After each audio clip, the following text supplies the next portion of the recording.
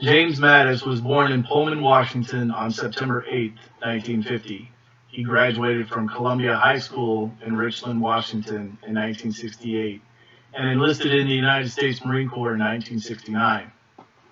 He later earned a Bachelor of Arts degree in history from Central Washington University and was commissioned as a second lieutenant through the ROTC program on January 1st, 1972.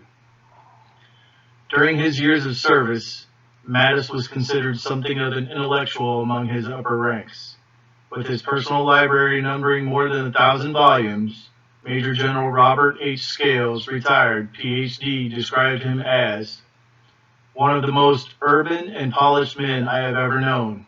Reinforcing the intellectual persona was the fact that he carried on his person a copy of the Meditations of Marcus Aurelius throughout his deployments.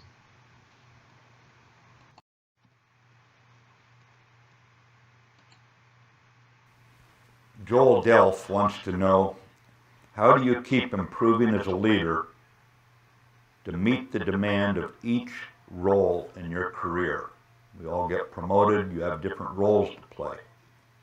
How do you stay teachable as a leader? I think the most important thing here, Joel, is that you have to assume you must keep improving. If you make that your decision, that you must improve.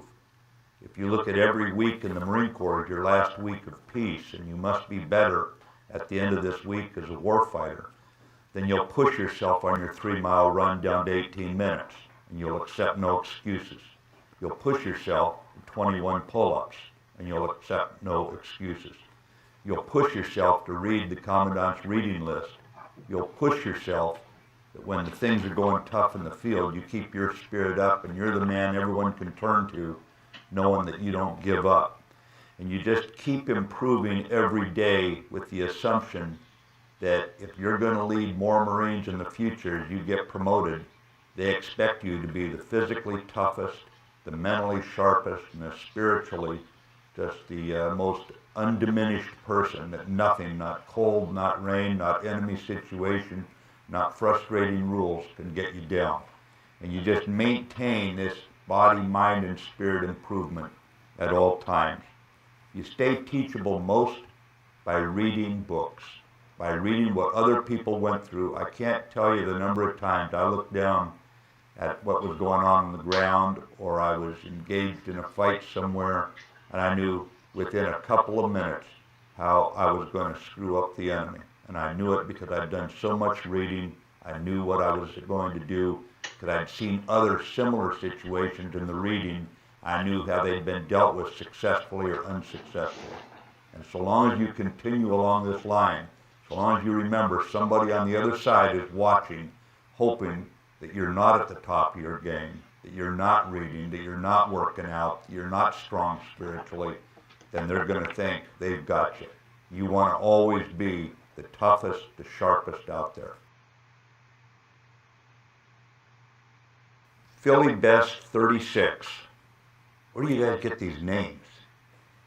Wants to know, what leadership books do you recommend? It's a great question, because the Commandant's reading list is designed specifically to identify the very best reading there is on leadership. If you go to that reading list, you'll find Gates of Fire. And when you read Gates of Fire, you find you as a young leader will never face anything worse than what fighters have faced in the past. If you read Eugene Sledge's book about with the old breed at Peleliu and Okinawa, you'll find the spirit of the Marine Corps overcoming the most difficult combat conditions. And again, you'll find that you will face nothing new under the sun.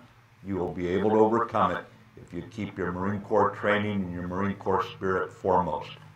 It requires you to do a lot of reading because there are many different styles of leadership. You must stay authentic to who you are, but at the same time, we expect you to lead in no uncertain terms. In the Marine Corps, you're not paid to have a midlife crisis or ask people to help you through your midlife crisis. You're there to give the enemy a midlife crisis, and that means you put your Marines together into a good, tough team, And by reading from the Commandant's reading list, you cannot go wrong in getting different leadership ideas that will serve you very, very well. Hey Del Bono wants to know, again, where do you guys get these names? You know, I'm going to come up with a few good ones for myself after this. Hey Del Bono asks, what in your opinion is the most important leadership trait and why? There is no way to separate out the leadership traits, because if you prioritize one over the others, then you actually become a weaker leader. You've got to look at all of them and how they come together that make you into the kind of leader that your troops want to follow and are willing to follow, knowing you have the skill and the enthusiasm, you have the passion, you have the compassion that makes you the full package. Remember, what we want to do is make Marines and win battles. And you do this by creating a Marine Corps that is no better friend and no worse enemy. You can't be strong in one leadership trait and lackluster in another and be a good leader. So the answer to the question about which is the most important leadership trait, I think it's how you put it together in your own authentic way so you stay yourself, but at the same time you recognize your responsibility to put all the leadership traits together in one complete package.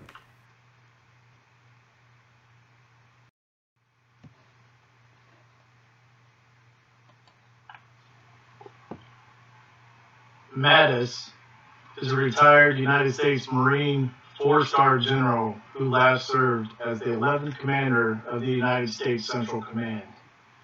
Mattis is known for implementing the COIN strategy, which is a strategy for counterinsurgency. Before President Barack Obama appointed him to replace General David Petraeus on August 11, 2010, he previously commanded the United States Joint Forces Command from November 9, 2007 to August 10, 2010, and served concurrently as NATO's Supreme Allied Commander Transformation from November 9, 2007 to September 8, 2009. Prior to that, he commanded the 1st Marine Expeditionary Force, United States Marine Forces Central Command, and the 1st Marine Division during the Iraq War. Mattis officially retired from the Marine Corps on May 22, 2013, after 44 years of service.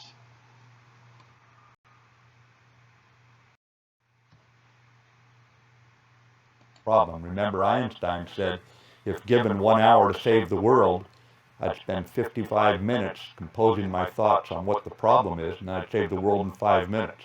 We're going to have to put in the intellectual thinking to figure out what it is that we defend, and more importantly, what we will not tolerate in the world. Jim.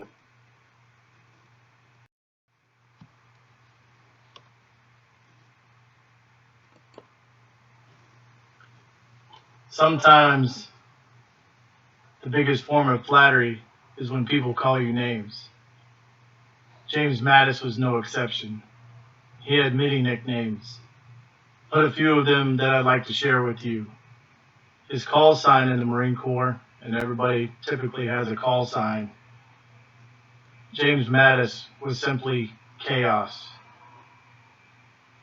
One of the greatest, I believe, though, was the nickname of the warrior monk. He studied, he read books, he learned history. He knew how the battle would turn out before he ever went into the battle because he was a student. And he read, and he became a great leader because of those attributes that and time that he put in to become a better person. And then last, as a former Marine and still a Marine, Mad Dog Mattis, a man that you would run through a brick wall if he asked you to, because he simply asked you to. If I can become half the leader that James Mattis was, I'll be doing pretty well.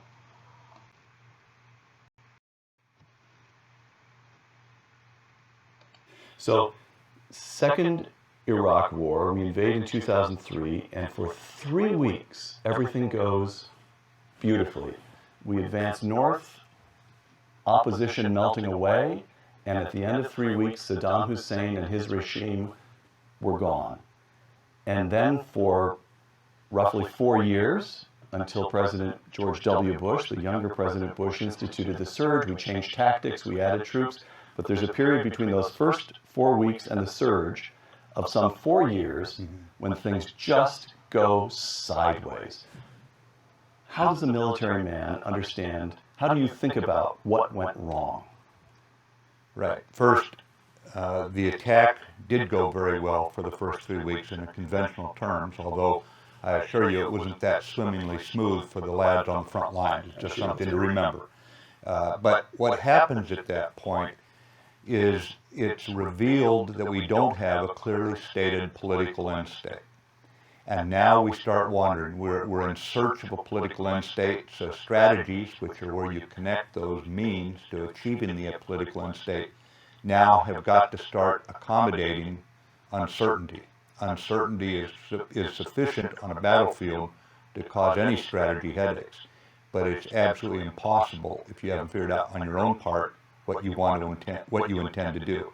So if you haven't got that part figured out, you have no constant objective that you're aiming towards. And now you start wandering on the battlefield, you start wandering intellectually. And what is in the American system, good military men take it as a kind of sacred matter that they defer ultimately to the civilian authority. But you've just said in 4 engagements out of 5 major engagements since the Second World War, I think these are my words, you would never put it this way, but one of the things you're saying is the civilians screwed up. They did not give the professionals clearly defined objectives. When the professionals find the civilians failing to provide clear objectives, what is the professionals' duty? Well, the duty for generals, for admirals, is to press to try and get clearly stated political objectives.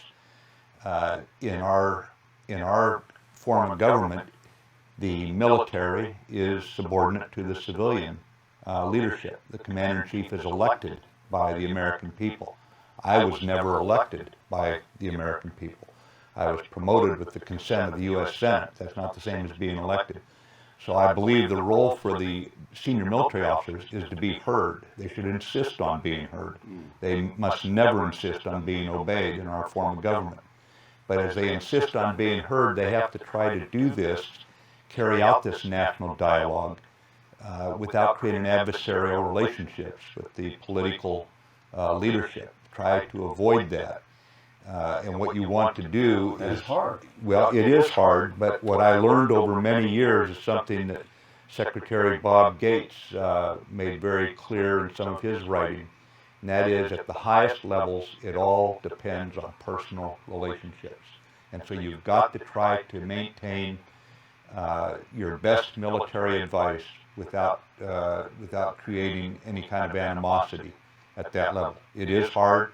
You just have to keep working at it and try to walk a mile in their shoes as you try to close the gap between the appreciation the military has for the situation and as it's seen by the political leadership.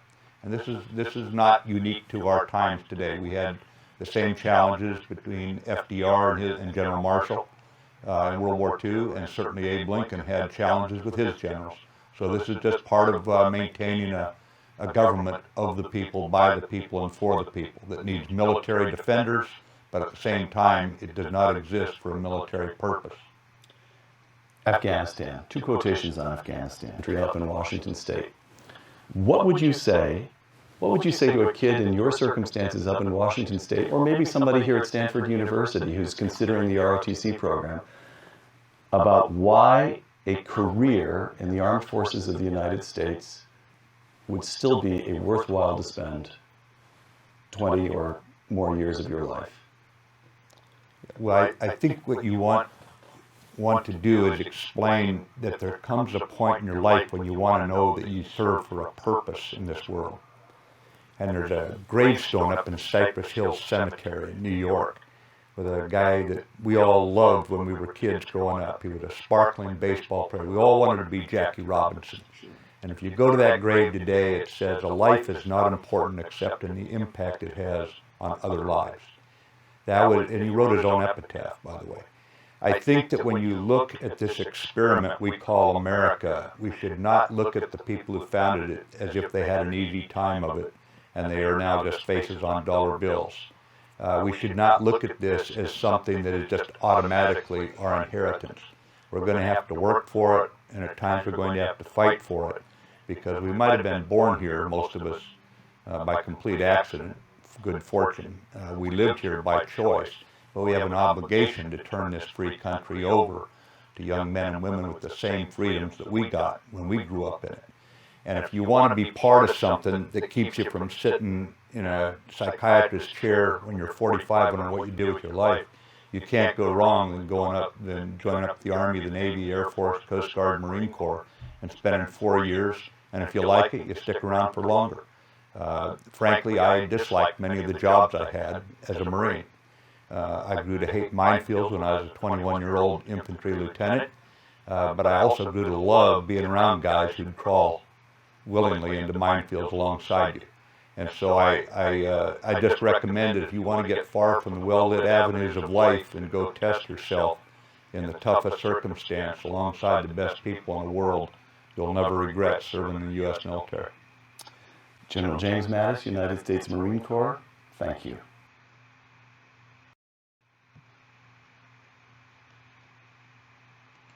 Obviously, it's in a waxing phase. It's getting stronger. I think the first question you have to ask is, as you try to make sense out of all this, is political Islam in our best interest? And let me define political Islam. From the Sunni side, it would be the Muslim Brothers in Cairo for a year after the Arab Spring put them in power, or in Tehran with the Shia side, is political Islam is practiced in Tehran in our best interest? No.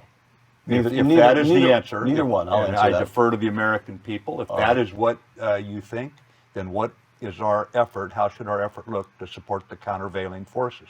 You brought up General al-Sisi, now President al-Sisi. Yes. He went out to Al-Azhar University, the oldest, most famous university in all of the Arab lands, on January 1st, I think it was, and he said that there has got to be a change in thinking, and the clerics need to lead that there's something wrong with Islam when the whole world is starting to see it as a murderous religion. He says, I'm not talking about changing the religion, I'm talking about changing the thinking. If you go to Mohammed bin Zayed, the crown prince in the United Arab Emirates, he believes that you've got to have a modern state and that political Islam has no role in governance. Obviously, each person's morality and their relationship with their God guides them, but it's not the government. It doesn't guide the government. The government is guided by men. No theocracy, no Sharia law. You go to the king of Jordan, who believes in moderate Islam. You go to any number of people out there who will fight alongside us. I've fought many times in the Middle East. I never fought in an all-American formation. I always had Arabs beside me, always had Muslims beside me. And I bring this up because when we ask those fundamental questions and we recognize the reality of today's challenges, it will lead us to certain behavior, like taking our own side in the fight and supporting the people I just mentioned, rather than confusing them.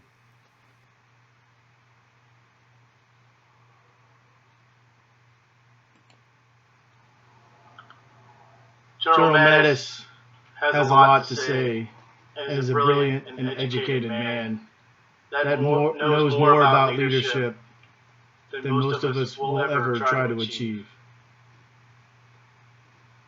I believe him, I understand him, I would follow him.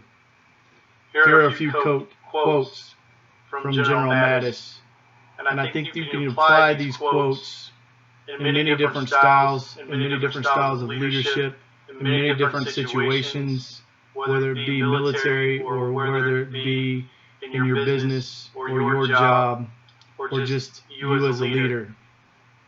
I come in peace. I didn't bring artillery, but I am pleading with you with tears in my eyes. If you mess with me, I'll kill you. Pretty strong quote right there from General Mattis. One of my most favorite would have to be Marines don't know how to spell the word defeat. And a lot of people like to poke fun at Marines, and they call them jarheads, and there are many different names that go around. But he says this quote, and I truly believe it, because defeat is not in our vocabulary. That's the reason that we can't spell it. Not because we can't spell. And then the quote that we saw on his picture earlier in the presentation, you are part of the world's most feared and trusted force. Engage your brain before you engage your weapon. And I think that quote right there pretty much sums it up as General Mattis as a leader. Engage your brain before you engage your weapon. And your weapon can be your mouth, it can be your actions, it can be anything that you do as a person. But yes, General Mattis, learn it.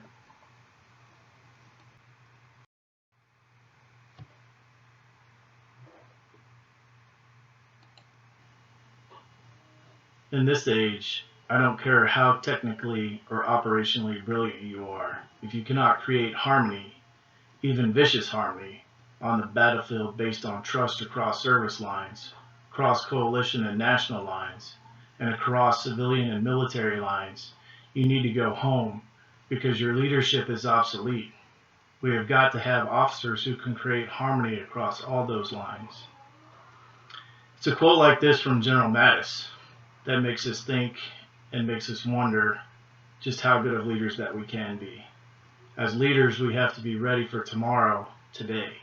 You have to look into the future, and you have to see across those lines. I understand that General Mattis often talks throughout this presentation and makes a lot of references to military and military leaders.